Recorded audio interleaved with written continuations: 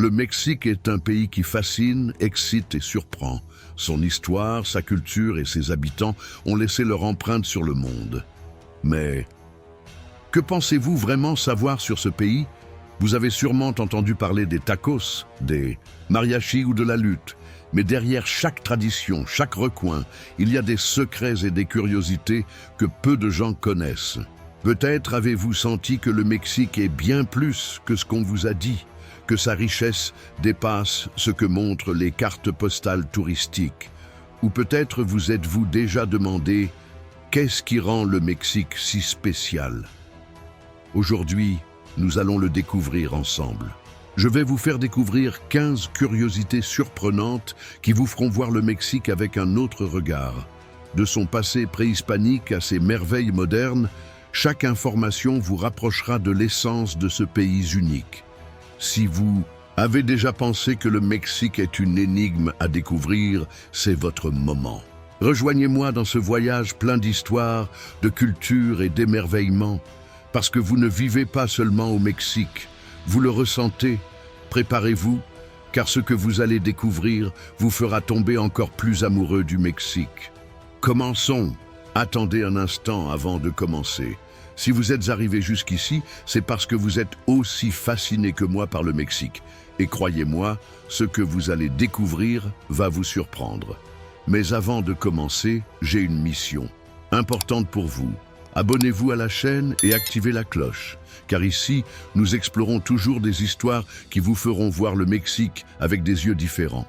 Et laissez un commentaire avec la phrase « Le Mexique est plus incroyable que ce que j'imaginais ». De cette façon, vous aiderez davantage de personnes à trouver cette vidéo et à découvrir la magie du Mexique. Prêt? Maintenant, accompagnez-moi dans ce voyage, car ce que vous allez voir vous laissera sans voix.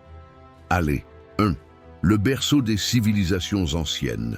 Bien avant que le Mexique ne s'appelle Mexique, avant même que les conquérants européens ne mettent le pied sur ces terres, il existait déjà ici des civilisations avancées, pleines de mystères et de connaissances surprenantes. Il y avait des gens qui ont construit d'énormes villes de pierre, observé les étoiles avec une précision incroyable et développé des systèmes d'écriture, de mathématiques et de commerce qui nous étonnent encore aujourd'hui. Les premiers à se démarquer furent les Olmèques, considérés comme la culture mère de la Mésoamérique. Pourquoi la culture mère? Parce que bon nombre des traditions et des connaissances adoptées plus tard par d'autres civilisations ont émergé. Ils se sont installés sur la côte du golfe du Mexique il y a plus de 3000 ans et leur héritage perdure dans leurs impressionnantes sculptures, d'énormes têtes de pierre, certaines mesurant plus de 3 mètres de haut et pesant plusieurs tonnes. Comment les déplaçaient-ils sans roues ni bêtes de somme? C'est une énigme que les archéologues tentent encore de résoudre. Après les Olmèques, d'autres civilisations ont émergé qui ont marqué l'histoire, comme les Zapotèques et les Mixtèques, célèbres pour leurs temples et tombeaux décorés d'or et de jade, ou les Toltèques, dont les guerriers de pierre à Tula semblent être les gardiens éternels de leur empire. Mais sans aucun doute, deux des cultures les plus fascinantes étaient celles des Mayas et des Mexicas, aztèques. Les Mayas, qui habitaient le sud-est du Mexique et une partie de l'Amérique centrale, ont non seulement construit d'imposantes pyramides comme celle de Chichén Itzá, mais ont également créé l'un des calendriers les plus précis au monde, basé sur le mouvement des étoiles. Ils avaient des connaissances mathématiques si avancées qu'ils furent parmi les premiers à utiliser le chiffre 0, ce que de nombreuses autres civilisations ignoraient même. Entre-temps, les Mexicas, aztèques, arrivèrent des siècles plus tard, au XIIIe siècle, et fondèrent l'une des villes les plus spectaculaires de l'Antiquité, Tenochtitlan, construite sur un lac. C'étaient des guerriers courageux et des stratèges intelligents qui ont réussi à étendre leur empire à une grande partie de la Mésoamérique en moins de 200 ans. Toutes ces civilisations ont laissé une marque indélébile dans l'histoire du Mexique et leur héritage perdure dans l'architecture, les coutumes et même dans les mots que nous utilisons aujourd'hui. Mais quelque chose d'incroyable est arrivé aux Mayas, quelque chose qui reste encore aujourd'hui un grand mystère. 2. L'énigme des Mayas et leur mystérieuse disparition. S'il existe une civilisation qui continue de laisser plus de questions que de réponses, c'est bien la civilisation Maya. Un peuple d'architectes, d'astronomes et de mathématiciens extraordinaire qui a dominé une grande partie du sud-est du Mexique, du Guatemala, du Belize et du Honduras pendant plus de 2000 ans. Ils ont créé des villes majestueuses au milieu de la jungle, comme Palenque, Tikal, Copan et Chichen Itza, et leur héritage culturel et scientifique reste vivant encore aujourd'hui. Les Mayas étaient les maîtres du temps. Ils ont développé un système de calendrier si précis qu'il étonne encore aujourd'hui les scientifiques. Ils pouvaient prédire les éclipses des siècles à l'avance et connaissaient exactement les cycles du Soleil, de la Lune et des planètes. Ils ont également créé une écriture hiéroglyphique avancée et étaient si doués en mathématiques qu'ils ont été parmi les premiers à utiliser le chiffre 0, ce que de nombreuses autres cultures du monde ignoraient à l'époque. Mais c'est là que l'histoire prend une tournure inattendue. Malgré sa grandeur, nombre de ces villes furent mystérieusement abandonnées vers le IXe siècle. D'un instant à l'autre, de grandes métropoles comme Tikal et Palenque furent submergées par la jungle, leurs temples couverts de végétation et leurs places vides. Les historiens débattent depuis des décennies sur les causes possibles de cet effondrement. Certaines théories parlent de guerres internes, de sécheresses dévastatrices, d'épidémies ou encore de rébellions contre les dirigeants. Mais le plus incroyable est que les Mayas n'ont pas disparu. Leurs descendants sont encore vivants aujourd'hui, parlant leurs langues ancestrales et préservant bon nombre de leurs traditions. Contrairement aux Mexicains, Aztèques, conquis par les Espagnols au XVIe siècle, les Mayas ont résisté beaucoup plus longtemps. En fait, le dernier royaume maya indépendant, Nochpeten, est tombé en 1197, près de 200 ans après l'arrivée des Européens en Amérique. Ses connaissances, son art et sa vision du monde nous surprennent encore et nous apprennent la relation entre l'être humain et la nature. Mais tandis que les Mayas disparaissaient de leur grande ville, une autre civilisation émergeait dans la vallée de Mexico, ouvrant la voie à l'une des histoires les plus épiques jamais racontées. 3. L'origine du nom Mexique. L'histoire du Mexique est non seulement pleine d'exploits et de mystères, mais même son nom a une origine légendaire. Le mot Mexique vient de la langue nahuatl, la langue parlée par les Mexicains, également appelée aztèque, et sa signification est bien plus profonde qu'on pourrait l'imaginer à première vue. Les Mexicains ont été un peuple nomade pendant de nombreuses années. Selon leur mythologie, ils étaient guidés par leur dieu principal, Huitzilopochtli, qui leur avait promis de trouver la terre où s'installer lorsqu'ils aperçurent un aigle perché sur un cactus dévorant un serpent. Pendant des décennies, ils ont erré à travers différents territoires, jusqu'à ce que finalement, en 1325, ils découvrent ce signe sur un îlot du lac Texcoco. C'est à cet endroit qu'ils fondèrent leur capitale, Mexico-Tenochtitlan, une ville qui allait devenir le cœur de l'un des empires les plus puissants de la Mésoamérique. Le nom Mexique vient de Mexico, qui en nahuatl signifie « l'endroit au nombril de la lune », ou selon d'autres interprétations, l'endroit des Mexicas. Mais pourquoi nombril de la lune? Le mot Mexico est divisé en 3 parties. Metztli, qui signifie lune. Xictli, qui se traduit par obligo ou centre. Co, indiquant un lieu.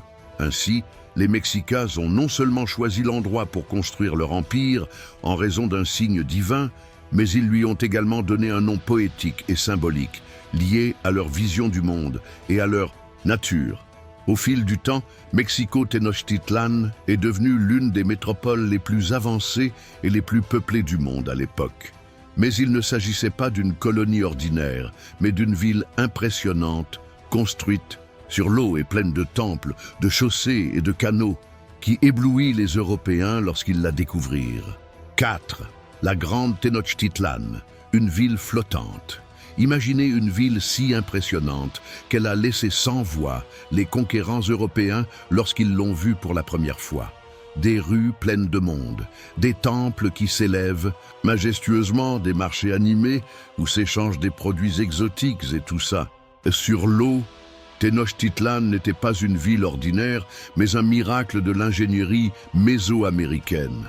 Les Mexicains, également connus sous le nom d'Aztèques, fondèrent Tenochtitlan en 1325, à l'endroit même où ils trouvèrent le signe promis par leur dieu Huitzilopochtli, un aigle dévorant un serpent sur un cactus. Cependant, il y avait un petit problème. Cet endroit était un îlot au milieu du lac Texcoco, une zone marécageuse apparemment inhabitable. Mais les Mexicains n'y voient pas un obstacle, mais une opportunité, une ville construite sur l'eau.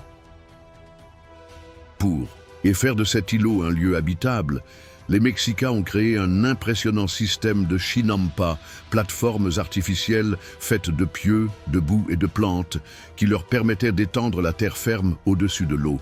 Avec cette méthode, ils ont non seulement élargi leur territoire, mais ont également créé un système agricole efficace, parvenant à cultiver du maïs, des haricots, de la citrouille et d'autres aliments dans le même lac. Au fur et à mesure que la ville grandissait, des temples, des palais et des places furent construits, reliés par de larges chaussées traversant le lac. Il y avait des ponts-levis qui permettaient l'entrée et la sortie des bateaux, et un incroyable réseau de canaux qui faisait office de rue fluviale, où les canoës chargés de marchandises naviguaient d'un bord à l'autre. C'était une ville si bien organisée qu'elle possédait même des aqueducs qui amenaient l'eau potable des sources voisines. Un marché plus vaste que ceux d'Europe.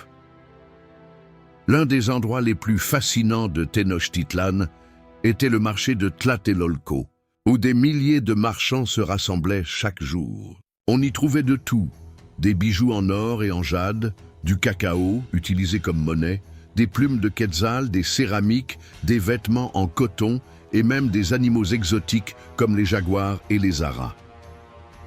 Lorsque les Espagnols arrivèrent, en 1119, Hernán Cortés et ses hommes furent complètement stupéfaits. Selon les témoignages, ce marché était plus vaste et plus organisé que tout autre marché en Europe à cette époque. Le joyau de la Mésoamérique, Tenochtitlan n'était pas seulement une belle ville, mais aussi une ville puissante. Ville du temps, les Mexicains sont devenus les dirigeants d'une grande partie de la Mésoamérique, imposant un tribut aux autres peuples et élargissant leur empire. Mais tout change en 1519 avec l'arrivée des Espagnols dirigés par Hernán Cortés. Ce qui suivit ensuite fut une histoire d'alliance, de trahison et d'une guerre brutale qui allait changer à jamais le destin de cette grande ville. Attendez une minute. Si vous êtes arrivé jusqu'ici, cela signifie que le Mexique vous surprend autant que moi. Mais dis-moi, as-tu déjà vérifié si tu es abonné à la chaîne? Faites une petite pause, révisez, et si vous ne l'avez pas déjà fait, abonnez-vous dès maintenant et appuyez sur la cloche pour ne pas manquer d'autres histoires incroyables comme celle-ci, et quelque chose d'encore plus important. Partagez cette vidéo avec vos amis et votre famille. Ce faisant, vous aiderez davantage de personnes à découvrir ses curiosités sur le Mexique et à tomber encore plus amoureux de son histoire et de sa culture. Prêt? Nous continuons avec des données plus surprenantes, parce que celles-ci ne cessent de s'améliorer. Allez! 5. Le Mexique, lieu où tomba le dernier empereur aztèque. Tenochtitlan, la majestueuse ville construite sur l'eau, avait atteint sa splendeur maximale. C'était le cœur d'un empire qui dominait une grande partie de la Mésoamérique et imposait un tribut aux autres peuples en échange de protection et de commerce. Cependant, en 1519, l'arrivée d'un groupe d'étrangers allait changer à jamais le destin de l'Empire mexicain. Les Espagnols, dirigés par Hernán Cortés, débarquèrent sur la côte de Veracruz avec une petite armée, mais avec de grandes ambitions. Ils ne sont pas venus seuls. Ils ont amené avec eux des chevaux, des armes à feu et, plus mortelles, des maladies inconnues des habitants du Nouveau Monde. Ils savaient également profiter de l'inimitié qui existait entre les Mexicains et les autres peuples autochtones soumis à leur domination. L'empereur Moctezuma II, qui dirigeait alors Tenochtitlan, croyait que Cortés pourrait être la réincarnation de Quetzalcoatl, un dieu qui, selon la légende, avait promis de revenir. C'est pour cette raison qu'au lieu de le confronter immédiatement, il le reçut avec des cadeaux et l'hébergea dans son palais. Mais ce fut une erreur fatale. Les Espagnols profitèrent de l'hospitalité de l'empereur et petit à petit commencèrent à prendre le contrôle. La tension dans la ville grandit rapidement et éclata lors de l'épisode tragique du massacre du Templo Mayor en 1520, lorsque les Espagnols, en l'absence de Cortés, massacrèrent des centaines de nobles mexicains lors d'une cérémonie religieuse. La fureur du peuple ne s'est pas fait attendre. Montezuma, qui avait été utilisé comme un dirigeant fantoche, a perdu le respect de son peuple et est mort peu de temps après, lapidé par son propre peuple ou tué par les Espagnols, un mystère qui fait encore débat. Après la mort de Moctezuma, le leadership revient à Cuitlahuac, qui résiste aux envahisseurs, mais meurt peu de temps après à cause de la variole, une maladie apportée par les Espagnols, qui fait des ravages parmi la population mexicaine. C'est alors que Cuauhtémoc, le dernier empereur aztèque, prend le pouvoir. La chute de Tenochtitlan, un siège brutal. En 1521, après 2 ans de combat, les Espagnols, accompagnés de milliers de guerriers indigènes alliés, notamment les Tlaxcalans, ennemis des Mexicains, assiègent Tenochtitlan. Ils bloquèrent l'approvisionnement en nourriture et en eau et détruisirent les aqueducs qui alimentèrent la ville. Pendant plus de 80 jours, la résistance mexicaine combattit vaillamment. Mais la faim, la soif et la maladie affaiblirent la population.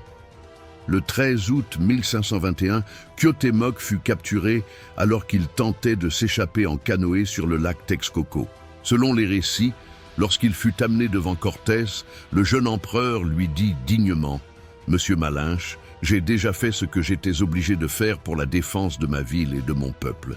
Maintenant, prenez votre poignard et tuez-moi. » Mais au lieu de l'exécuter immédiatement, Cortés l'a fait prisonnier et l'a soumis à la torture pour lui faire révéler où était caché l'or mexicain. Tenochtitlan est resté en ruine.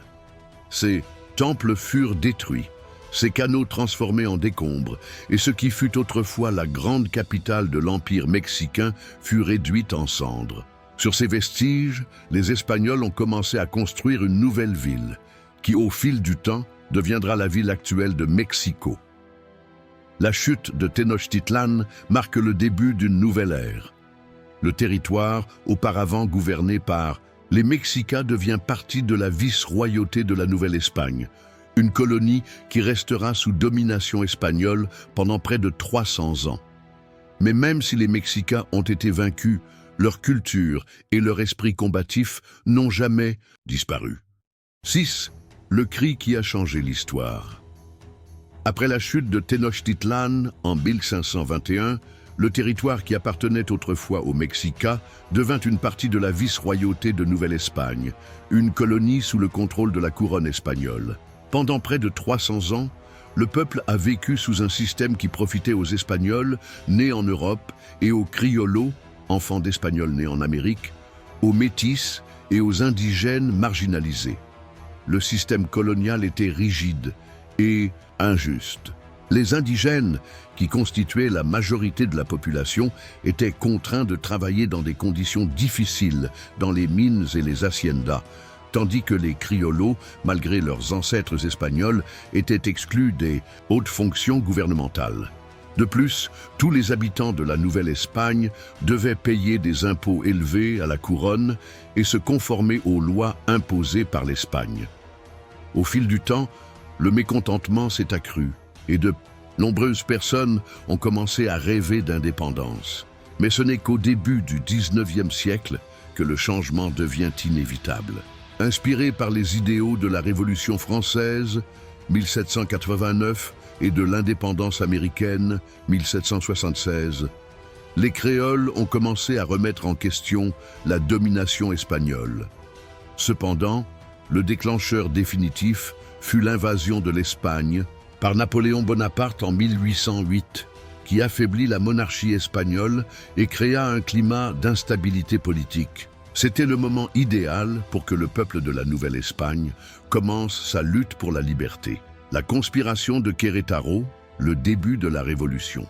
Secrètement, un groupe d'intellectuels et de militaires créoles a commencé à se réunir dans la ville de Querétaro pour planifier un soulèvement contre le gouvernement espagnol. Parmi eux se trouvait Miguel Hidalgo y Costilla, un prêtre éclairé aux idées progressistes, Ignacio Allende, un courageux capitaine de l'armée, et Josefa Ortiz de Dominguez, une femme clé du complot qui a usé de son influence pour organiser les réunions. Le plan initial était de déclencher la rébellion en décembre 1810, mais les Espagnols découvrirent la conspiration à l'avance. Face au danger d'être arrêtés, les dirigeants de la révolte décidèrent de faire avancer le soulèvement et, aux premières heures du 16 septembre 1810, dans la ville de Dolores, aujourd'hui Dolores Hidalgo, Guanajuato, Miguel Hidalgo prit une décision qui allait changer l'histoire pour toujours. Le cri de Dolores, l'appel à l'indépendance, avec la cloche de sa paroisse sonnant dans l'obscurité, Hidalgo a rassemblé les habitants de la ville et, d'une voix ferme et passionnée, a lancé le célèbre discours connu sous le nom de « El Grito de Dolores ». Même si l'on ne sait pas exactement quels mots il a utilisés, l'essence de son message était claire. Il appelait le peuple à prendre les armes contre la domination espagnole, à lutter pour la liberté et à mettre fin à des siècles d'oppression. La nouvelle du soulèvement se répandit rapidement et en quelques jours, des milliers de personnes, paysans, indigènes, criollos et métis, rejoignirent le mouvement. Hidalgo et ses partisans ont traversé plusieurs villes, remportant des batailles et ajoutant de plus en plus de force. Le début de la lutte pour l'indépendance. L'armée insurgée avance rapidement et atteint plus de 80 000 hommes, un nombre impressionnant pour l'époque. Cependant, malgré leur courage et leur détermination, beaucoup de ces combattants n'avaient aucune expérience militaire ni armes sophistiquées, ce qui les désavantageait face à l'armée royaliste, bien entraînée et équipée par l'Espagne. Après plusieurs premières victoires, Hidalgo et ses alliés commencèrent à faire face à des difficultés. En 1811, Hidalgo fut capturé par les forces espagnoles à Coahuila et exécuté peu de temps après. Même si sa vie a pris fin, son combat n'a pas été vain. D'autres chefs insurgés, comme José María Morelos y Pavón, prirent le commandement et poursuivirent la guerre d'indépendance pendant plus de 10 ans. Le cri d'Hidalgo a marqué le début d'une guerre qui a finalement conduit à l'indépendance du Mexique en 1821. Depuis lors, chaque 15 septembre, le président du Mexique lance le cri de l'indépendance au Zócalo de Mexico, en souvenir du moment où l'histoire du Mexique a changé à jamais. C'est le Mexique, berceau du chocolat. Après des siècles de lutte, le Mexique accède à son indépendance en 1821 et commence à forger son identité de nation libre. Mais bien avant que les drapeaux ne flottent et que l'on se souvienne des héros insurgés, le Mexique avait déjà offert au monde l'un de ses trésors les plus exquis, le chocolat. Le chocolat n'est pas qu'une friandise, c'est un héritage ancestral qui remonte aux grandes civilisations préhispaniques. Les premiers à découvrir la puissance et la saveur du cacao furent les Olmecs, il y a plus de 3000 ans. Pour eux, le cacao n'était pas seulement de la nourriture, mais quelque chose de sacré. Ils le cultivaient dans les terres chaudes et humides de ce qui est aujourd'hui Veracruz et Tabasco. Et avec ces graines, ils préparaient une boisson amère et épaisse qu'ils considéraient comme un cadeau des dieux. Plus tard, les Mayas ont perfectionné la recette et ont fait du chocolat, un élément fondamental de leur culture. Ils l'appelaient cacao et le buvaient mélangé à de l'eau, du piment et des épices, créant ainsi une boisson mousseuse et énergique que seuls les nobles et les prêtres pouvaient déguster lors de cérémonies religieuses ou de rituels importants. De plus, les Mayas ont commencé à utiliser le cacao comme monnaie d'échange, car ces graines étaient si précieuses qu'elles pouvaient être utilisées pour acheter de la nourriture, des vêtements et même payer des impôts. Mais c'est, à l'époque des Mexicas, aztèques, que le cacao a atteint son statut maximal en tant que symbole de pouvoir. Les empereurs mexicains, comme Moctezuma II, en buvaient en grande quantité, estimant qu'il leur donnait force et vitalité. Pour eux, le cacao était un délice divin, et ils l'appelaient Xocoatl, ce qui signifie « eau amère ». Ils croyaient qu'il s'agissait d'un cadeau du dieu Quetzalcoatl, qui, selon la légende, volait le cacao du royaume des dieux pour le donner aux humains. Lorsque les Espagnols arrivèrent à Tenochtitlan en 1519, ils essayèrent, pour la première fois, le Xocoatl. Au début, ils n'aimaient pas son goût amer, mais en apportant des fèves de cacao en Europe et en les mélangeant avec du sucre et de la vanille, ils ont créé la version sucrée du chocolat que nous connaissons aujourd'hui. En peu de temps, le cacao devient un produit de luxe dans les cours européennes, réservé à la noblesse et aux aristocrates. Le chocolat aujourd'hui. Aujourd'hui, le Mexique reste un important producteur de cacao et de nombreuses communautés indigènes continuent de préparer le chocolat de manière traditionnelle, sans perdre l'essence de leurs ancêtres.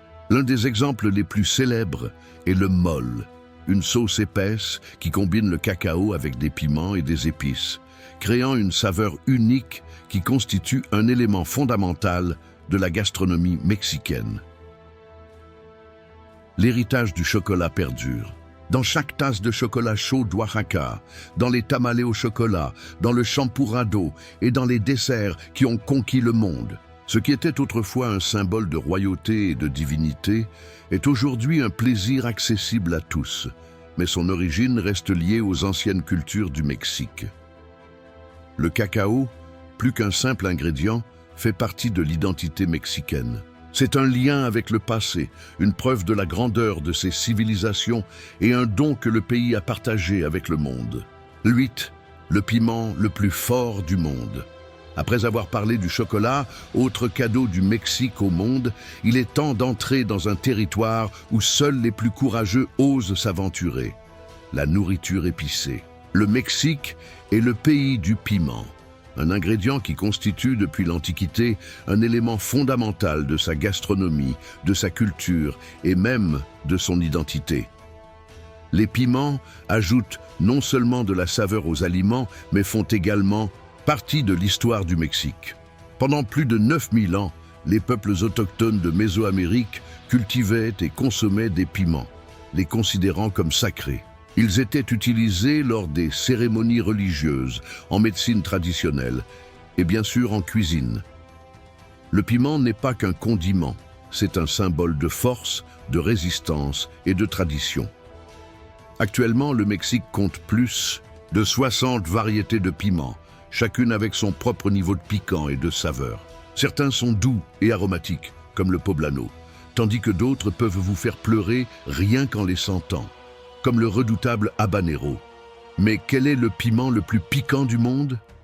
Pendant longtemps, le piment habanero de la péninsule du Yucatan a été considéré comme l'un des plus chauds de la planète.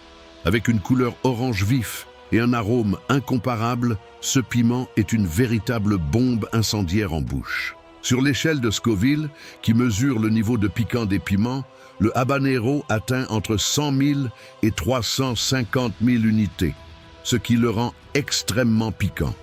Cependant, au fil du temps, d'autres chilis ont émergé et ont dépassé son niveau d'intensité. L'un d'eux est le Carolina Reaper, un piment hybride créé aux États-Unis, qui dépasse les 2,2 millions d'unités Scoville, ce qui le porte au record Guinness du piment le plus piquant du monde. Cependant, même si le Carolina Reaper remporte le titre officiel, le Mexique reste le véritable roi de la chaleur, non seulement en raison du nombre de piments qu'il cultive, mais aussi parce que la chaleur n'est pas seulement une sensation en bouche. Elle fait partie de l'âme mexicaine, épicée faisant partie de l'identité mexicaine. Au Mexique, l'amour pour la cuisine épicée commence dès l'enfance. De nombreux enfants grandissent en mangeant des friandises au piment, comme le célèbre pelón pelo rico, des sucettes glacées au tamarin enchilado et des bonbons à la mangue et au piment. Dès leur plus jeune âge, ils apprennent que la nourriture épicée n'est pas seulement une saveur, mais une expérience. De plus, le piment n'est pas seulement utilisé dans l'alimentation. Cela a également une profonde signification culturelle. On dit que si l'on supporte les épices, on est fort et courageux. C'est pourquoi de nombreux Mexicains y voient un défi personnel. Lors des foires et des festivals, il est courant d'assister à des concours pour déterminer qui pourra manger le plus de piment sans boire d'eau ni de lait. Les piments les plus emblématiques du Mexique. Le Mexique abrite certains des piments les plus célèbres utilisés dans la cuisine du monde. Certains des plus connus sont piment jalapeno, l'un des plus appréciés au monde, célèbre pour sa saveur moyennement épicée. Chili serrano, plus petit que le piment jalapeno, mais plus intense en saveur et en piquant. Chili de Arbol, rouge fin et intense, il est très utilisé dans les sauces piquantes. Piment chipotle, c'est un jalapeno mûr et sec avec une saveur fumée incomparable. Chili poblano, le moins épicé de tous, mais indispensable pour les plats emblématiques. Comme les chilis en nogada chili habanero, le plus redouté, notamment dans la péninsule du Yucatan, où il est utilisé dans presque tous les plats. Le chili, au-delà de la saveur, les scientifiques ont découvert que le piquant n'est pas seulement ressenti dans la bouche, mais qu'il active le cerveau et amène le corps à libérer des endorphines, les mêmes substances qui génèrent le bonheur. Ainsi, même si au début la nourriture épicée semble être une punition, elle devient avec le temps une dépendance. Et les Mexicains le savent bien. Au Mexique, il n'y a pas de repas sans piment. Des tacos au pozole, des élotes au snack, tout à sa dose de piquant. Il y a même un dicton qui dit « si ça n'a pas de goût, ça n'a pas de goût ». Et pour les Mexicains, le piment n'est pas qu'un ingrédient. C'est un mode de vie. Attendez une minute. Si vous appréciez cette vidéo, j'ai une faveur à vous demander. Assurez-vous d'être abonné à la chaîne et activez la cloche. Car ici, nous partageons toujours du contenu incroyable sur le Mexique que vous ne voulez pas manquer. Aimez cette vidéo dès maintenant, car avec ce simple clic, vous aidez davantage de personnes à trouver ce contenu et à découvrir à quel point le Mexique est fascinant. Prêt? Continuons avec des faits plus surprenants, car le meilleur est à venir. Allez! Un d'œuf, le drapeau mexicain et son histoire légendaire. S'il existe un symbole qui représente l'esprit du Mexique, sa lutte et son identité, c'est bien son drapeau. Ce n'est pas seulement une bannière, c'est un récit visuel de l'histoire du pays, un reflet de son passé préhispanique, de sa lutte pour l'indépendance et de son espoir pour l'avenir. Mais quelle histoire cache le drapeau mexicain et pourquoi est-il si spécial? Un symbole né d'une prophétie. L'histoire du drapeau mexicain est directement liée à la fondation de Tenochtitlan, la ville légendaire des Mexicas. Selon la tradition, les Mexicas, un peuple nomade qui parcourait la Mésoamérique à la recherche de leur terre promise, auraient reçu un message de leur dieu Huitzilopochtli. Il leur dit qu'ils devraient fonder leur grande ville à l'endroit où ils virent un aigle perché sur un cactus, dévorant un serpent. Après des années de pèlerinage, ils trouvèrent finalement le signe sur un îlot au milieu du lac Texcoco. Et là, en 1325, ils fondèrent Tenochtitlan, la ville qui allait devenir le cœur de l'Empire mexicain et l'origine de ce qui est aujourd'hui Mexico. Cet événement mythique a été capturé dans le bouclier national qui occupe le centre du drapeau. L'aigle dévorant le serpent sur un cactus n'est pas seulement une image puissante, mais un rappel de l'origine de la nation mexicaine ainsi que de la force et de la détermination de son peuple. Les couleurs de l'indépendance. Bien que le bouclier ait une origine préhispanique, les couleurs du drapeau ont été adoptées après l'indépendance du Mexique en 1821. À cette époque, l'armée trigarante, commandée par Agustín de Iturbide et Vicente Guerrero, a conçu un drapeau avec les trois couleurs que nous connaissons. Aujourd'hui, vert représente l'indépendance et l'espoir d'un Mexique libre. Blanc symbolisait la religion et la foi du peuple mexicain. Rouge, cela signifiait l'union entre les Européens et les Américains, les différents peuples qui composaient la nouvelle nation. Lorsque le Mexique s'est consolidé en tant que république, la signification des couleurs a évolué et a acquis la signification que nous connaissons aujourd'hui. Vert, espoir, point blanc, unité rouge, le sang des héros qui se sont battus pour le pays, les différentes versions du drapeau. Le drapeau mexicain a changé plusieurs fois au cours de l'histoire. Dans le premier modèle, réalisé sous le Premier Empire mexicain, 1821-1823, le bouclier national comportait un aigle couronné reflétant la monarchie d'Agustín de Iturbide. Avec l'arrivée de la République, la couronne disparaît et l'écu est modifié à plusieurs reprises. En 1864, sous le gouvernement de Maximilien de Habsbourg, le bouclier était entouré de symboles européens. Cependant, après la chute du Second Empire, Benito Juárez a restauré le design plus proche de celui actuel. La version définitive du drapeau tel que nous le connaissons aujourd'hui a été officiellement créée en 1968 avec une image plus détaillée de l'aigle et du serpent. Depuis, il flotte fièrement dans tout le pays et est devenu l'un des symboles nationaux les plus respectés. Le respect et l'émotion que suscite le drapeau. Au Mexique, le drapeau est plus qu'un simple emblème.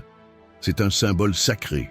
Il existe même une loi, la loi sur le bouclier, le drapeau et l'hymne national, qui établit comment ils doivent être utilisés et honorés. Chaque 24 février, le Mexique célèbre le jour du drapeau, avec des cérémonies et des événements dans tout le pays.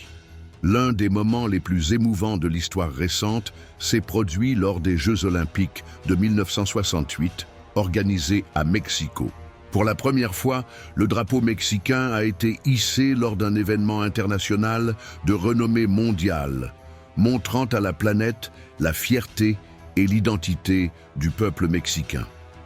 Le mât monumental et le drapeau géant. Au Mexique, il existe plusieurs drapeaux monumentaux qui impressionnent par leur taille et leur majesté. Le plus célèbre se trouve au Zócalo de Mexico, où un immense drapeau flotte au cœur de la capitale. Ce drapeau mesure 50 mètres de long sur 28 mètres de large et pèse plus de 250 kilos. Il est monté et descendu lors d'une cérémonie solennelle réalisée par l'armée mexicaine, accompagné de l'hymne national et du respect de toutes les personnes présentes. Pour les Mexicains, voir le drapeau flotter rappelle les efforts de leurs ancêtres, la lutte pour l'indépendance et la grandeur de leur nation. C'est un symbole qui a résisté à l'épreuve du temps et continue de représenter l'unité, l'histoire et la fierté du Mexique. 10. Le jour des morts, une fête unique au monde. Après avoir parlé du drapeau mexicain et de sa profonde signification historique, nous entrons maintenant dans l'une des traditions les plus fascinantes et emblématiques du Mexique. Le jour des morts. Cette célébration n'est pas seulement une date inscrite sur le calendrier, c'est un événement plein de couleurs, de traditions et de spiritualité qui a transcendé les générations et a conquis la curiosité du monde entier. Dans de nombreuses cultures, la mort est considérée avec peur et tristesse, mais au Mexique, c'est le contraire. Le jour des morts est un moment pour honorer, se souvenir et célébrer la vie de ceux qui ne sont plus là. C'est une fête où la mort et la vie s'entrelacent dans une danse magique, où les rues sont remplies de fleurs, les maisons sont illuminées de bougies et les autels sont habillés des saveurs et des arômes de la tradition. L'origine ancestrale du jour des morts. L'histoire de cette célébration remonte aux anciennes civilisations préhispaniques, bien avant l'arrivée des Espagnols. Les Mexicas, les Mayas, les Purépechas, les Totonacs et d'autres peuples autochtones croyaient que la mort n'était pas la fin, mais le début d'un nouveau cycle. Pour eux, la mort n'était qu'une transition vers un autre plan d'existence. État des Mexicains, par exemple, croyaient qu'à la mort, l'âme entreprenait un voyage vers Mictlán, le monde souterrain gouverné par Mictlantecutli et Mictecacihuatl, les seigneurs de la mort. Selon la manière dont une personne mourait, son esprit pouvait se rendre à différents endroits. Mais tous les défunts avaient quelque chose en commun. Ils avaient besoin de l'aide des vivants pour atteindre leur destination finale. Avec l'arrivée des Espagnols au XVIe siècle, les croyances indigènes ont fusionné avec les traditions catholiques de la Toussaint et de la Toussaint, donnant naissance à ce que nous connaissons aujourd'hui sous le nom de Jour des Morts, célébré tous les 1er et 2 novembre. Les autels, une connexion entre deux mondes. L'un des éléments les plus importants du Jour des Morts est l'autel des offrandes. On pense qu'à cette date spéciale, les esprits des défunts retournent dans le monde des vivants pour rendre visite à leurs proches. Pour les recevoir, les familles préparent des autels avec des éléments symboliques, des photographies de l'être cher pour se souvenir de lui et l'accueillir, des bougeoirs dont la lumière guide les âmes vers la maison. Les fleurs de cempasúchil, de couleur jaune intense, représentent la lumière du soleil et le chemin que doit suivre le défunt. Des crânes en sucre qui symbolisent la mort mais d'une manière joyeuse et colorée, pain des morts, un pain sucré saupoudré de sucre qui représente l'offrande de nourriture pour le défunt. Nourriture et boisson préférée du défunt, car on pense que les esprits apprécient les arômes et les essences de leurs plats préférés. La fête dans les rues et les cimetières. Le Jour des Morts ne se limite pas au foyer.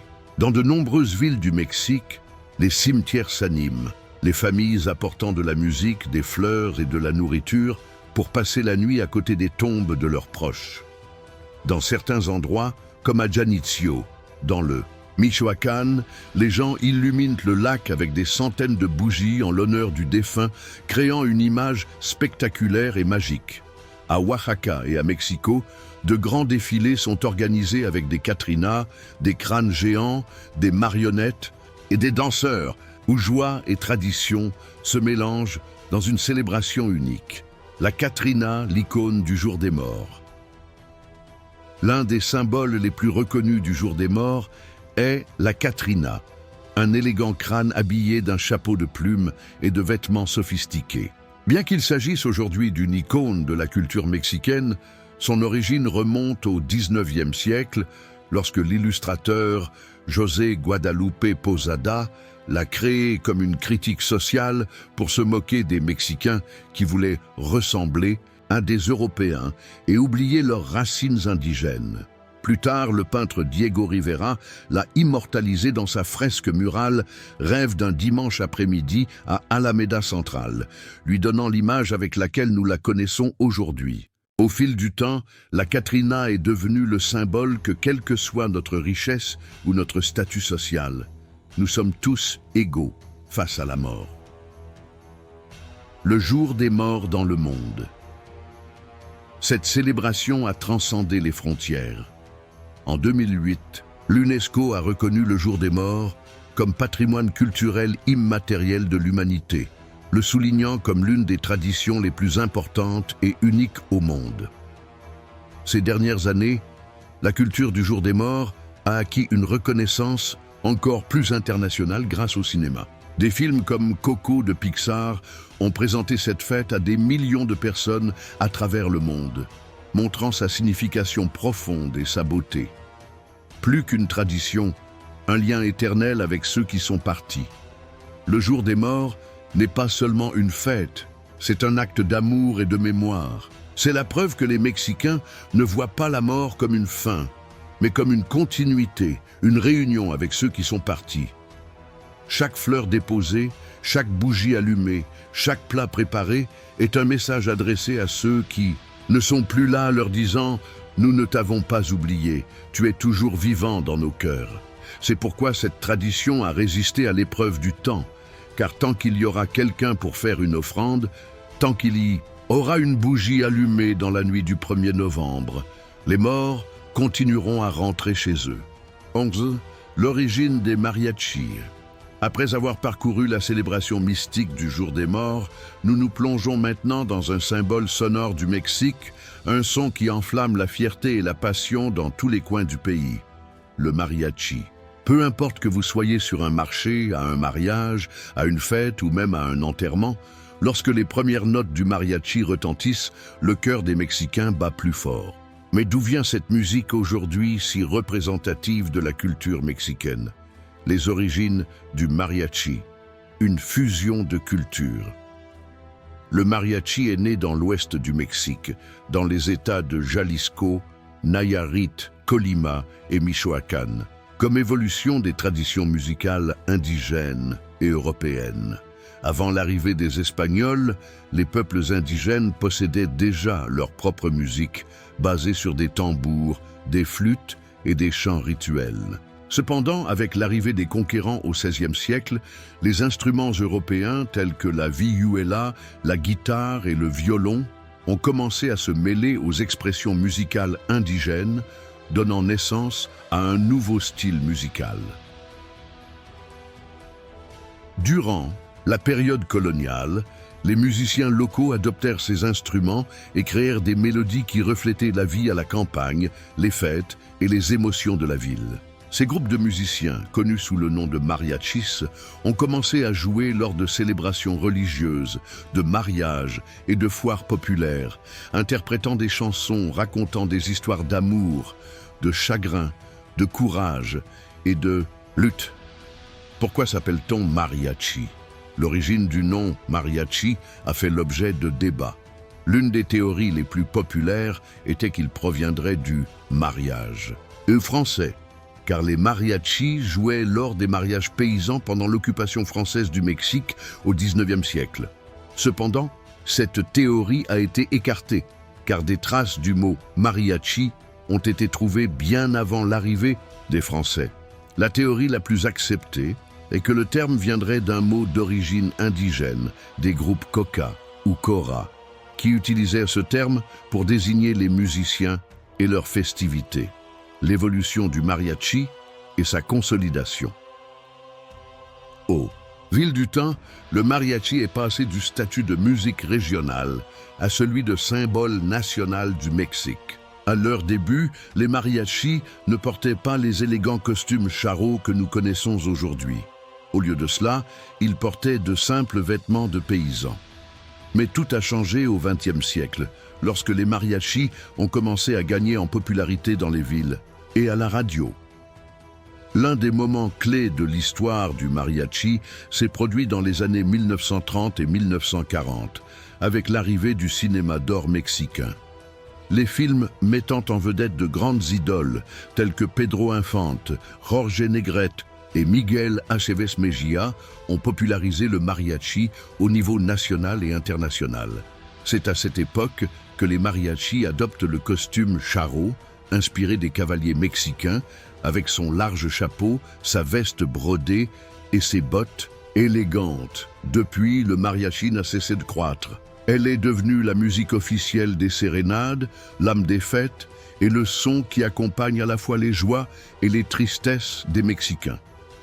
Les mariachis du monde.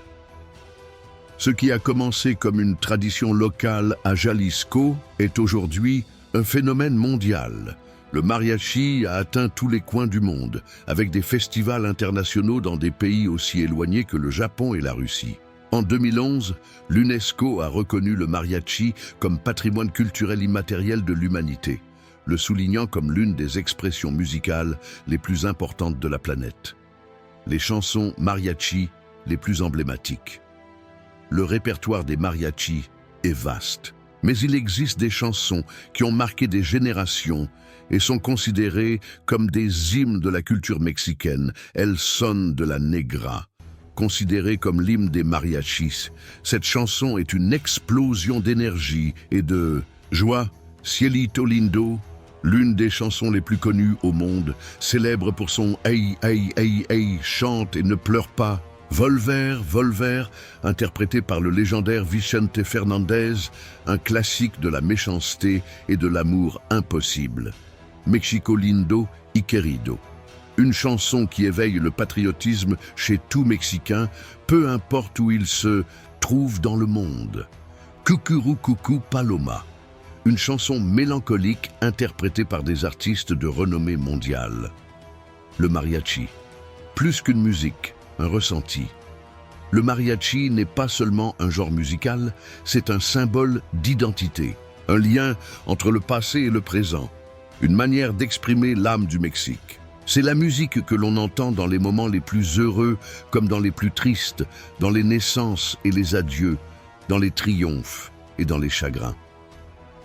Par conséquent, quand un mariachi joue, peu importe que vous soyez mexicain ou non, la musique vous entoure, vous excite et vous fait sentir comme faisant partie de quelque chose de plus grand. Parce que le mariachi n'est pas seulement de la musique, c'est la voix du peuple mexicain qui ne cesse de chanter. 11. L'origine des mariachis. Après avoir parcouru la célébration mystique du Jour des Morts, nous nous plongeons maintenant dans un symbole sonore du Mexique. Un son qui enflamme la fierté et la passion dans tous les coins du pays. Le mariachi.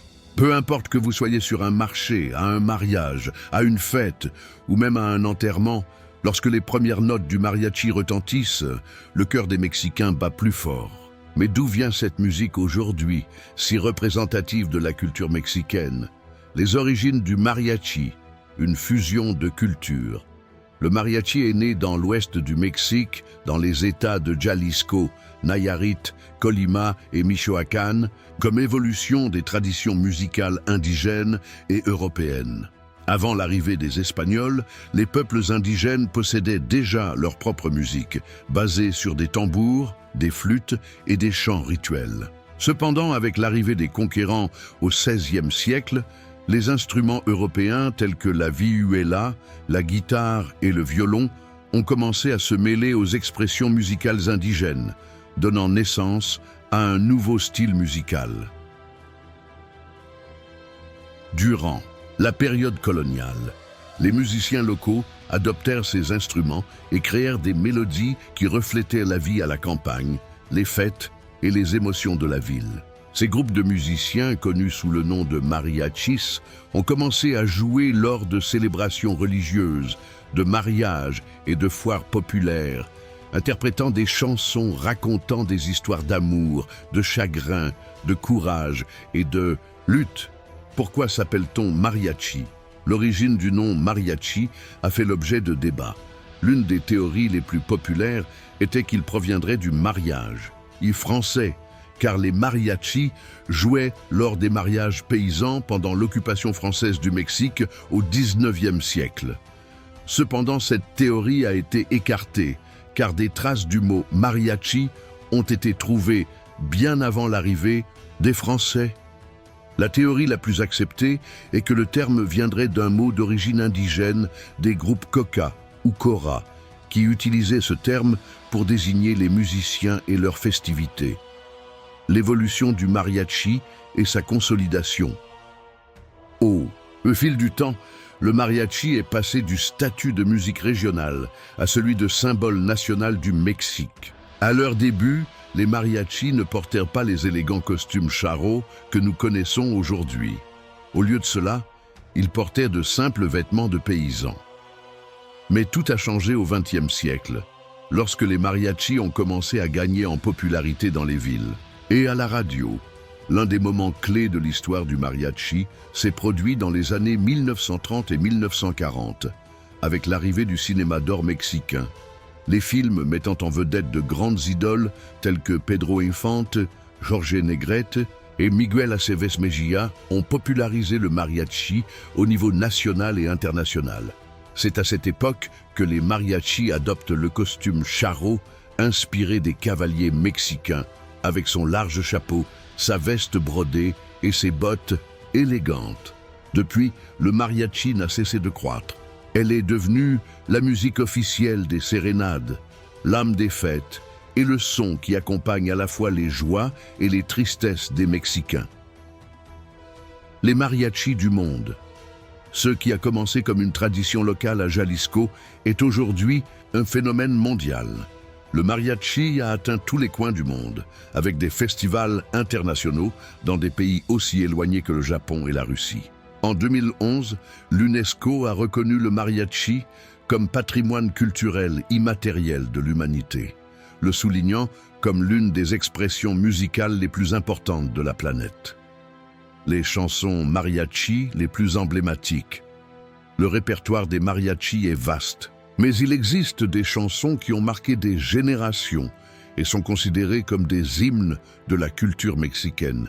El Son de la Negra. Considérée comme l'hymne des mariachis, cette chanson est une explosion d'énergie et de joie. Cielito Lindo, l'une des chansons les plus connues au monde.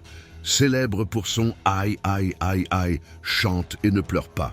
Volver, Volver, interprété par le légendaire Vicente Fernandez, un classique de la méchanceté et de l'amour impossible. Mexico Lindo y Querido, une chanson qui éveille le patriotisme chez tout Mexicain, peu importe où il se trouve dans le monde. Cucurucucu Paloma, une chanson mélancolique interprétée par des artistes de renommée mondiale. Le mariachi, plus qu'une musique, un ressenti. Le mariachi n'est pas seulement un genre musical, c'est un symbole d'identité, un lien entre le passé et le présent, une manière d'exprimer l'âme du Mexique. C'est la musique que l'on entend dans les moments les plus heureux comme dans les plus tristes, dans les naissances et les adieux, dans les triomphes et dans les chagrins. Par conséquent, quand un mariachi joue, peu importe que vous soyez mexicain ou non, la musique vous entoure, vous excite et vous fait sentir comme faisant partie de quelque chose de plus grand. Parce que le mariachi n'est pas seulement de la musique, c'est la voix du peuple mexicain qui ne cesse de chanter. Un instant, si vous êtes arrivé jusqu'ici, je veux savoir ce que vous pensez de cette vidéo. Est-ce que cela vous surprend? Connaissiez-vous déjà ces données? Laissez-le dans les commentaires maintenant, car je veux lire votre opinion. Et si vous n'êtes pas encore abonné, c'est le moment idéal. Cliquez simplement sur le bouton s'abonner et activez la cloche pour ne plus manquer de contenu comme celui-ci. Chaque commentaire et chaque abonnement aide davantage de personnes à découvrir ces incroyables histoires sur le Mexique. Alors, commentez, abonnez-vous et continuons avec d'autres curiosités qui vous laisseront sans voix. Allez, 13. Le Mexique compte plus de 60 langues autochtones vivantes. Après avoir parlé de l'impressionnant système de taxi de Mexico, nous explorons maintenant quelque chose d'encore plus profond dans l'identité du pays. Son incroyable diversité linguistique. Le Mexique n'est pas seulement un pays de tradition, de culture et de gastronomie, mais aussi une nation où plus de 60 langues indigènes sont encore vivantes et parlées par des millions de personnes. Quand on pense au Mexique, la première chose qui nous vient à l'esprit est l'espagnol. Mais la réalité est que bien avant l'arrivée des conquérants au XVIe siècle, il existait déjà des centaines de langues parlées par les peuples autochtones. Et bien que l'espagnol soit devenu la langue dominante après la colonisation, nombre de ces langues ont résisté à l'épreuve du temps et restent un élément fondamental de l'identité mexicaine. Les langues autochtones, un trésor ancestral. Au Mexique, selon l'Institut national des langues autochtones, INALI, 68 langues autochtones et plus de 350 variantes dialectales sont reconnues, ce qui fait du pays l'un des plus riches linguistiquement au monde. Certaines des langues les plus parlées au Mexique aujourd'hui sont nahuatl, plus de 1,6 million de locuteurs. C'est la langue parlée par les Mexicas, aztèques, et de nombreux mots de cette langue ont été adoptés en espagnol comme chocolat, tomate, avocat, élote et tlapaleria, maya du Yucatec, environ 850 000 locuteurs.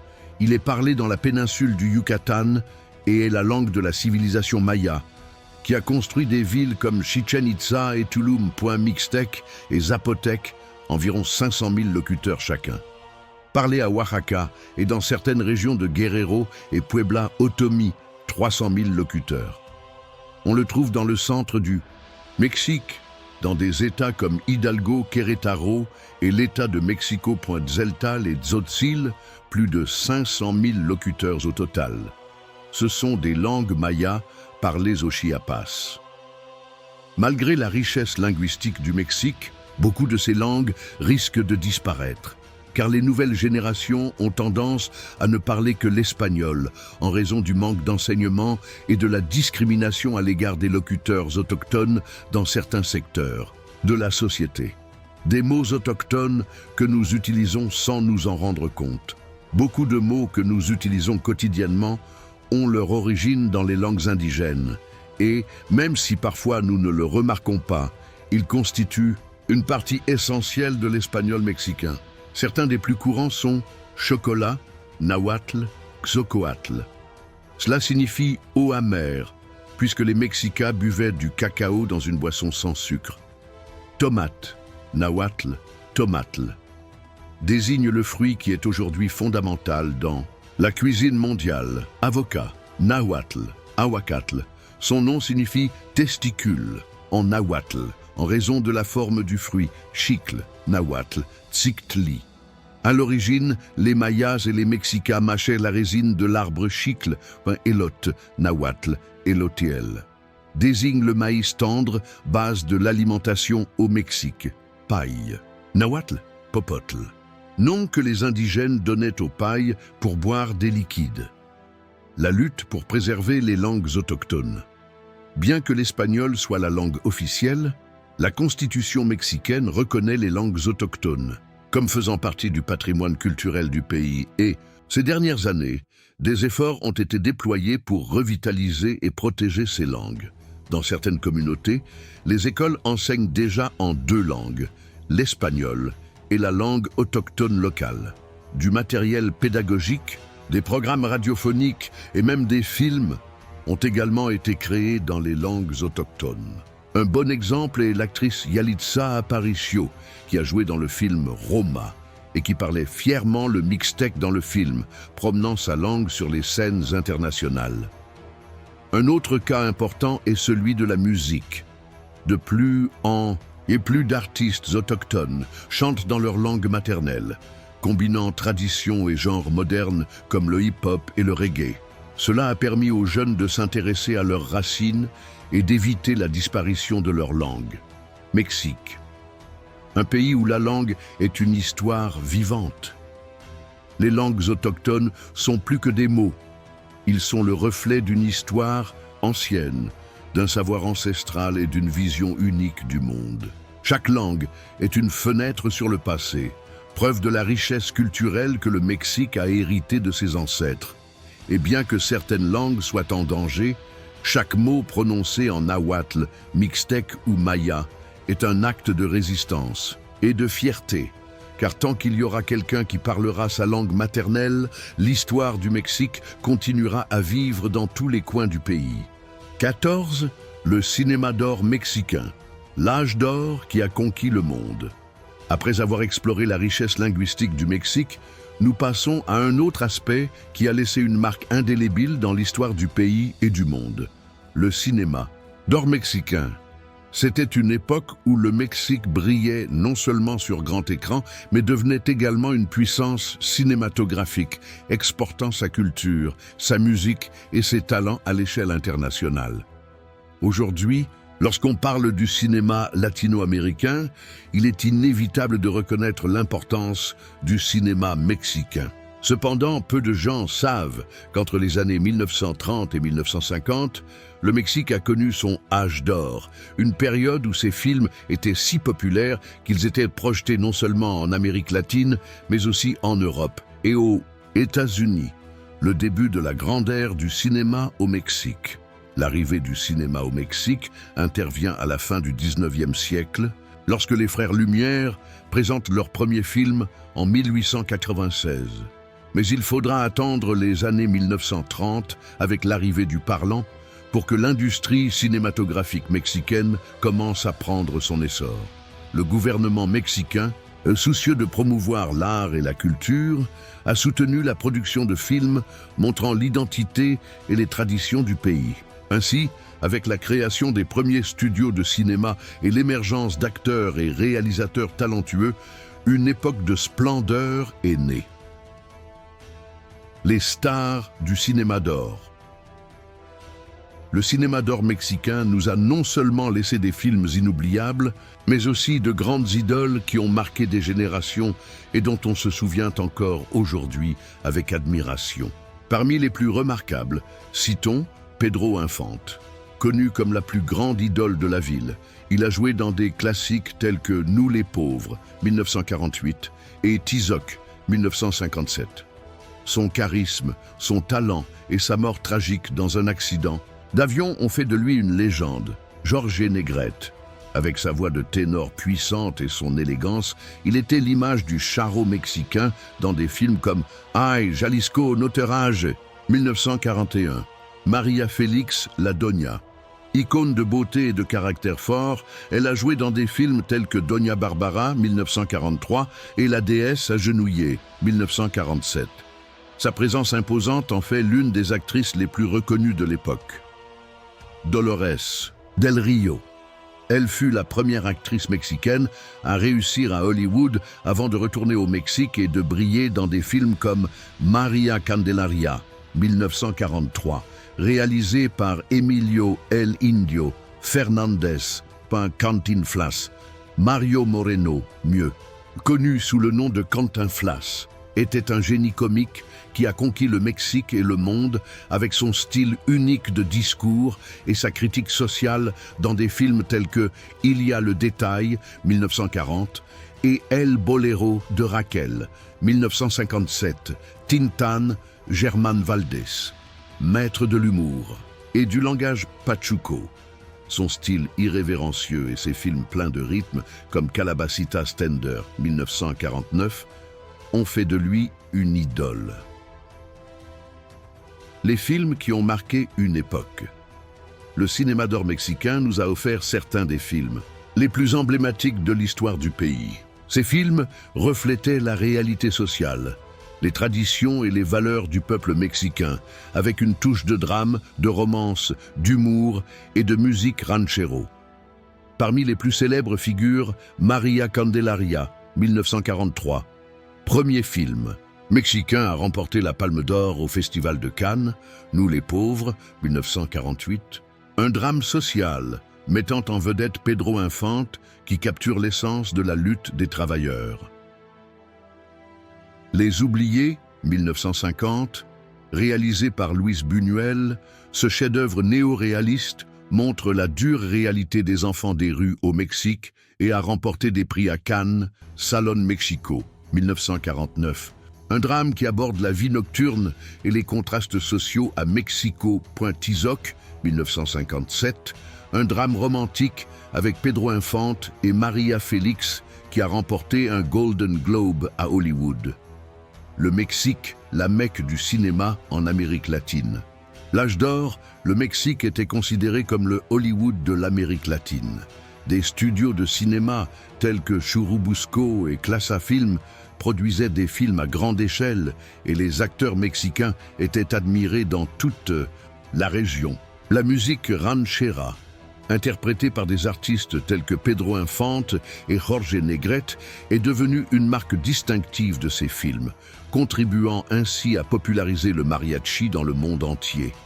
L'impact du cinéma mexicain fut tel que même en Espagne, sous la dictature de Franco, les films mexicains étaient parmi les rares autorisés par le régime en raison de leur lien culturel avec l'Amérique latine. Le déclin du Golden Cinema. Comme toute grande époque, le Golden Cinema a connu un déclin dans les années 1960, lorsque le cinéma américain a commencé à dominer les salles et que les productions mexicaines ont perdu en qualité. L'arrivée de la télévision a également eu une influence, car de nombreuses personnes préféraient rester chez elles à regarder des feuilletons plutôt que d'aller au cinéma. Cependant, l'héritage du Golden Cinema perdure. Beaucoup de ces films continuent d'être diffusés à la télévision et l'on se souvient encore de leurs protagonistes avec affection et admiration. L'héritage du Golden Cinema aujourd'hui. Même si le cinéma d'or est resté à la traîne, son influence est toujours présente dans le cinéma contemporain. Des réalisateurs comme Guillermo del Toro, Alfonso Cuarón et Alejandro González Iñárritu, qui ont triomphé à Hollywood, ont évoqué l'importance de cette période dans leur formation artistique. Aujourd'hui, le cinéma mexicain continue d'enchaîner les succès avec des films oscarisés et plébiscités dans les festivals internationaux. Mais rien n'aurait été possible sans cette époque où le Mexique a brillé sur grand écran, avec des histoires qui ont ému des générations et qui reste vivante dans la mémoire des gens. Non 15, le Mexique, le pays qui compte le plus de sites du patrimoine mondial en Amérique latine. Après avoir traversé l'âge d'or du cinéma mexicain, abordons maintenant un autre motif de fierté nationale. Le Mexique est le pays qui compte le plus de sites du patrimoine mondial d'Amérique latine. Cette distinction accordée par l'UNESCO n'est pas seulement un titre, mais une reconnaissance de la richesse historique, culturelle et naturelle du pays. Avec 35 sites culturels, 7 naturels et 2 mixtes, le Mexique est non seulement leader en Amérique latine, mais se positionne également parmi les pays ayant le plus de patrimoine au monde. Des majestueuses ruines préhispaniques aux villes coloniales et merveilles naturelles, chacun de ces lieux raconte une histoire qui a joué un rôle clé dans la construction de l'identité mexicaine. Les trésors archéologiques du Mexique. L'une des plus grandes fiertés du Mexique est son héritage préhispanique, qui se reflète dans les impressionnantes zones archéologiques reconnues comme sites du patrimoine mondial. Parmi eux se distingue Chichén Itzá, 1988, le joyau de la civilisation maya, célèbre pour son imposante pyramide de Kukulcán et le phénomène du serpent à plumes aux équinoxes. Teotihuacan, 1987, la mythique Cité des dieux, et où se trouve la pyramide du Soleil et la pyramide de la Lune, l'un des sites archéologiques les plus visités au monde. Palenque, 1987, un site maya majestueux dans la jungle du Chiapas, avec des temples et des tombeaux d'anciens dirigeants, tels que Pacal, le Grand Point Monte Alban, 1987, l'ancienne capitale zapotèque d'Oaxaca, construite au sommet d'une montagne avec des structures impressionnantes et des tombes décorées. Uxmal, 1996, un autre joyau maya, célèbre pour son architecture sur la route Puc et l'emblématique pyramide de la diseuse de Bonaventure. Les villes coloniales qui éblouissent le monde. Après l'arrivée des Espagnols, le Mexique a connu une transformation architecturale avec la construction de villes coloniales, aujourd'hui considérées comme des sites du patrimoine mondial. Ces villes témoignent de la fusion entre les cultures indigènes et européennes, avec des cathédrales, des palais et des rues pavées impressionnantes. Certains des plus remarquables sont Guanajuato, 1988, célèbre pour ses tunnels, ses ruelles étroites et le légendaire Callejon del Beso.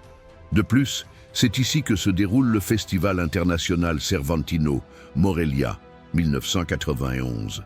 Son architecture de carrière rose et son imposante cathédrale de Morelia en font l'une des plus belles villes du Mexique, Querétaro, 1996. Ville clé de l'indépendance du Mexique avec des aqueducs historiques et l'une des plus belles places du pays. Puebla, 1987, lieu de naissance du Mole et du Chili en Nogada, Puebla est une ville pleine d'églises baroques avec la spectaculaire cathédrale de Puebla et la chapelle Rosario Point Campeche, 1999, la seule ville fortifiée du Mexique, avec un centre historique plein de demeures colorées et de rues qui nous transportent au XVIIe siècle. Les merveilles naturelles du Mexique. L'histoire et l'architecture ne sont pas les seuls à être reconnus par l'UNESCO. La biodiversité du Mexique en fait également un pays exceptionnel, avec des écosystèmes allant des déserts aux jungles tropicales. Certains des sites naturels déclarés sites du patrimoine mondial sont Sian Caan, 1987, une réserve du Quintana Roo avec une impressionnante biodiversité de mangroves, de récifs et d'espèces menacées comme le jaguar, sanctuaire des papillons monarques, 2008, situé dans le Michoacán et dans l'État du Mexique, ce site abrite des millions de papillons monarques qui migrent du Canada chaque année. Île et zone protégée du golfe de Californie, 2005, connue comme l'Aquarium du monde. Ce site abrite une incroyable diversité marine, notamment des baleines, des requins et des dauphins, El Pinacate et Gran Desierto de Altar, 2013. Un paysage lunaire à Sonora, avec des cratères géants et des dunes de sable doré. Patrimoine, mixte, culture et nature au même endroit. Le Mexique compte également 2 sites mixtes qui allient richesse culturelle et naturelle. Calakmul, 2002, une ancienne ville maya située dans la jungle de Campeche, entourée de l'une des zones les plus riches en biodiversité de Mésoamérique. Vallée de Tehuacan-Cuicatlan, 2018, une région de Puebla et d'Oaxaca, où des vestiges des premières cultures de maïs de l'histoire ont été découverts. Mexique, un musée à ciel ouvert. Chaque coin du Mexique est un témoignage vivant de son histoire et de sa culture. Que ce soit à travers ses pyramides ancestrales, ses églises coloniales ou ses merveilles naturelles, le pays a su préserver son héritage pour le partager avec le monde. Être le pays qui compte le plus de sites du patrimoine mondial en Amérique latine n'est pas seulement une reconnaissance, c'est aussi une responsabilité. Cela signifie que le Mexique a le devoir de protéger et de préserver ses trésors pour les générations futures, afin qu'elles continuent à être témoins de la grandeur de la nation. Parce qu'au Mexique, chaque pierre, chaque rue et chaque paysage raconte une histoire. Et cette histoire perdure chez chaque personne qui voyage sur ces terres. Maintenant, vous savez, le Mexique est bien plus que vous ne l'imaginiez. Ce n'est pas seulement une question d'histoire, ce n'est pas seulement une question de culture, ce n'est pas seulement une question de gastronomie. C'est une nation pleine de mystères, de passion, de fierté et d'héritage. Chaque recoin garde un secret, chaque tradition a une histoire à raconter, chaque Mexicain porte dans son cœur l'essence d'un peuple qui a résisté au temps et a laissé sa marque sur le monde. Mais dites-moi, combien de ces curiosités connaissiez-vous et combien vous ont surpris? Peut-être que maintenant vous regardez le Mexique avec des yeux différents, avec plus d'admiration, avec plus de curiosité. Peut-être, comme beaucoup, avez-vous eu le sentiment que le monde ne vous accorde pas la reconnaissance que vous méritez vraiment? Mais nous sommes là pour changer cela, parce que le Mexique ne s'étudie pas seulement, ne se visite pas seulement. Il se ressent, se vit et se porte dans l'âme. Et si vous souhaitez continuer à découvrir davantage ce pays incroyable, restez avec moi. Il y a encore beaucoup d'histoires à raconter, beaucoup de vérités à révéler et bien d'autres raisons de continuer à tomber amoureux du Mexique. Cela ne s'arrête pas là, cela ne fait que commencer. Rendez-vous dans la prochaine histoire. Nous avons atteint la fin de cet incroyable voyage, mais avant de partir, je veux connaître votre avis. Qu'avez-vous pensé de cette vidéo? Laquelle de ces curiosités sur le Mexique vous a le plus surpris? Laissez-le moi dans les commentaires, car je veux lire ce que vous pensez. N'oubliez pas de l'aimer, car avec ce simple geste, vous aiderez plus de personnes à trouver cette vidéo et à découvrir à quel point le Mexique est fascinant. Et si vous n'êtes pas encore abonné, c'est le moment idéal. Cliquez sur s'abonner et activez la cloche pour continuer à explorer ensemble d'autres histoires étonnantes. Merci de m'avoir rejoint dans cette aventure. Rendez-vous dans la prochaine vidéo.